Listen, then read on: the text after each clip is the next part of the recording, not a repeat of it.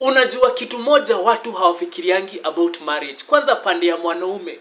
Kitu moja mwanaume anafikirianga akifikiria marriage, anakaa chini anaona sasa nitakaa na msichana mmoja tu. Itakuwa tu ni mwanamke mmoja. One woman, one ready, one girl.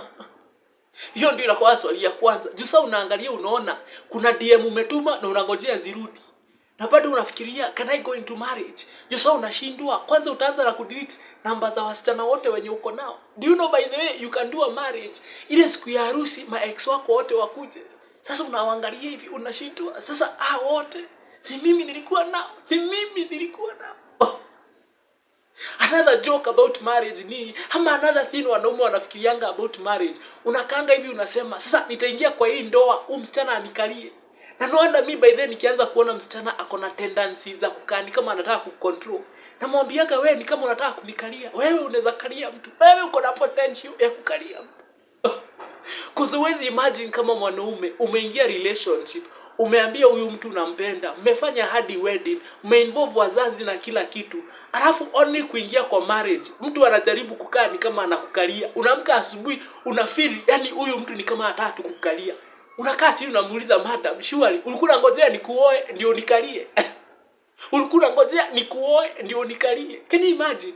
Half the other thing, the awkwardness of saying I love you kila siku. Can you imagine unaambia mtu I love you kila siku for the next 10 years and more? I love you. Hi. Hata relationship ya 1 year husemangi I love you kila siku. Sasa imagine huyu mnaishi na yeye. Alafu acha nikwambie, kuna wasichana wenye wana feed off the love.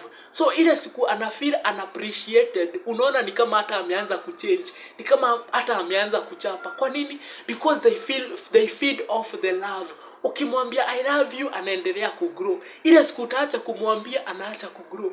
Anaanza kukama ni kama anaenda kuchapa. Na imagine bibi yako hauwezi muacha. Kila mtu anajua huyu ni bibi ya nani.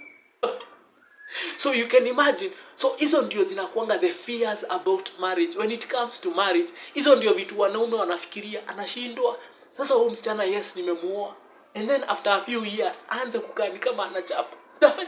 Nitafanya nini? These are the jokes of life.